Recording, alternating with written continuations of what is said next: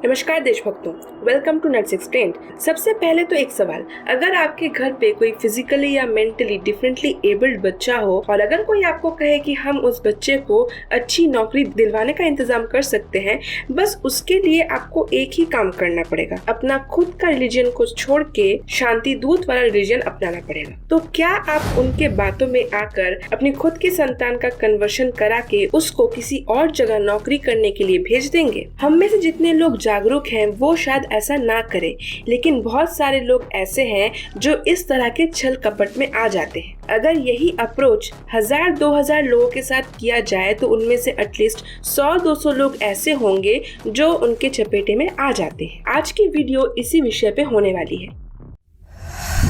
Nuts Explained। ये एक बहुत ही बड़ा कन्वर्शन रैकेट है। ये कन्वर्शन रैकेट सबसे पहले तब सामने आया जब कानपुर के एक कपल का बेटा जो कि बोल सुन नहीं सकता था, उसका कन्वर्शन कर दिया। आदित्य मूक बधिर है, बहुत ज़्यादा कुछ समझ नहीं पाता है और इसी का लाभ जहांगीर और उमर गौतम ने उठाया और उसे आदित्य से कादिर बना दिया। इस वक्त हमारे साथ आदित्य की माताजी हैं, हम उनसे समझेंगे क्या हुआ था, कैसे वो आदित्य से कादिर बना। माताजी, पूरी घटना अपनी विस्तृत से बताइएगा, क्या हुआ, कैसे आदित्य के साथ ये सब घटनाएं हुई?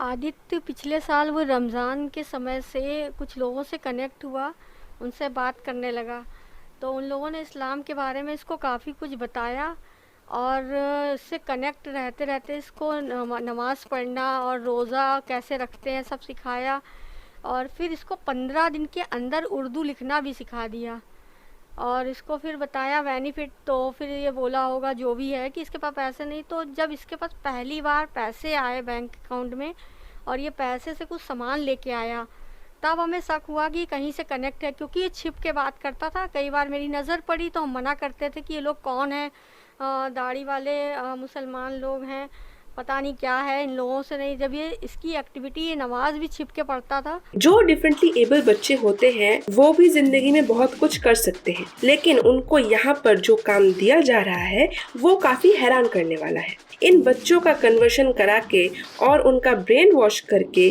उन्हें ह्यूमन बम के हिसाब से यूज किया जा रहा है। और सिर्फ बच्चे ही नहीं, ये जो कन्वर्शन रैकेट है वहाँ औरतें और जो गरीब हैं उनको भी टारगेट किया जा रहा है। एक बात समझने की यहाँ जरूरत है, ये जो डिफरेंटली एबल्ड बच्चे होते हैं वो कभी कभी जो गरीब लोग होते हैं उनको ये बोझ लग सकते हैं और वो यही सोचते हैं कि किसी तरह अगर मेरे बच्चे का कोई उपाय हो जाए और वो जिंदगी में कुछ कर पाए तो वो उनके लिए बहुत ही अच्छा होगा। उसी वक्त उनकी उस मेंटल स्थिति का फायदा उठाने के लिए आ जाते हैं ये कन्वर्शन वाले। अब आते हैं कि ये जो रैकेट है ये चला कौन रहा है। इनका नाम है मोहम्मद उमर गौतम और मुफ्ती काज़मी। ये जो उमर गौतम है ये खुद एक कन्वर्ट है। उसने ये कबूल किया है कि एक साल में ये लोग 250 से 300 पीड़ित लोगों को कन्वर्ट कर देते हैं और उन्हें खतरनाक कामों के लिए यूज भी करते हैं। जैसा कि हज़रत मौलाना ने फरमाया, ये तमाम उम्मत मुस्लिमा का ये यूनैनिमस यूनाइटेड एफर्ट है जिसको सबको मिलकर करना है। अल्हम्दुलिल्लाह इस सेंटर में 1000 से ज्यादा लोगों के लीगल डॉक्यूमेंटेशन की फॉर्मेलिटीज पूरी की गई हैं। अभी आप आज ही की डेट में एक लड़की सुप्रिया आयशा नाम की जो एमएससी बीएड है कानपुर से, सीजेएम कोई यूनिवर्सिटी है, चंद्रशेखर आजाद यूनिवर्सिटी होगी वहां से, और अभी उसने आज की ही डेट में, अब तो शायद डेट भी बदल जाएगी, उसने टाइम्स ऑफ इंडिया में जाकर के अपना change of name, change of religion का ऐड दिया है। कल या परसों आप उसको देख सकते हैं क्लासिफाइड कॉलम में। ऐसे कितने केसेज हैं। तो अल्हम्दुलिल्लाह इस खिदमत, एक छोटी सी खिदमत में हम अल्हम्दुलिल्लाह अपने उलमा की सरपरस्ती में, बुजुर्गों की सरपरस्ती में लगे हुए हैं और इस बात की हम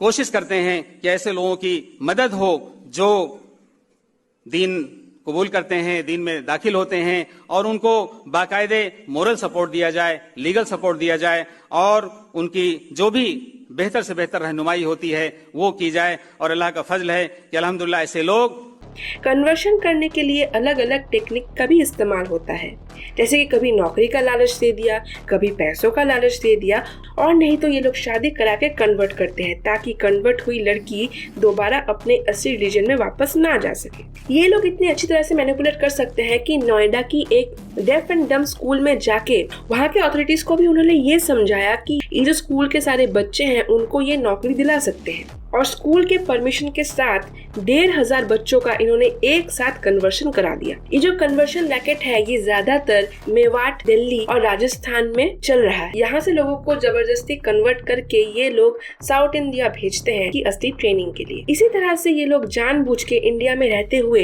इंडिया के अगेंस्ट ही एक आर्मी तैयार कर रहे हैं। Between the accused and victim Manu Yadav, the accused has helped the victim Manu Yadav for legal conversion. जो बच्चे अपना भला बुरा नहीं समझ सकते उनका ब्रेन वॉश करके उनका इस्तेमाल कर रहे हैं। अब बात यहाँ आती है कि इतना बड़ा जो रैकेट है इसको स्पॉन्सर कौन कर रहा है।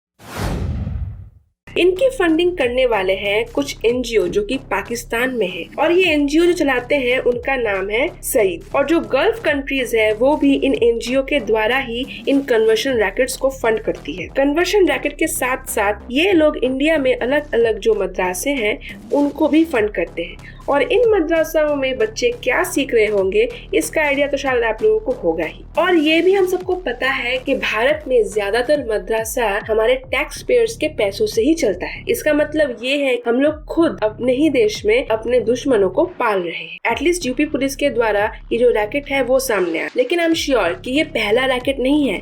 इस तरह के और बहुत सारे रैकेट भी इंडिया में एक्टिव है। और जब रैकेट की बात हो ही रही है तो एक दूसरे तरह का रैकेट का भी हम लोग खुलासा करना चाहेंगे। ये जो रैकेट है वो बंगाल में चल रहा है, और ये रैकेट है नकली वैक्सीन का।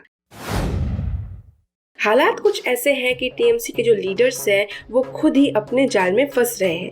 मतलब जो रैकेट चला रहे हैं वो भी टीएमसी से ताल्लुकात रखते हैं, और जो नेता नेत्री उस रैकेट में जाके फंस रहे हैं वो भी टीएमसी से ही है। तो अगर आप बंगाल में रह रहे हो और अगर आपको वैक्सीन लेना हो तो आप जो सरकारी अस्पताल है वहाँ जाके फ्री वैक्सीन ले सकते हैं, या फिर आप किसी प्राइवेट हॉस्पिटल से जाके वैक्सीन लीजिए। लेकिन वॉलंटरीली अगर कोई भी वैक्सीन ड्राइव चला रहा हो उन सब वैक्सीन ड्राइव के चपेटे में बिल्कुल भी मत आइएगा।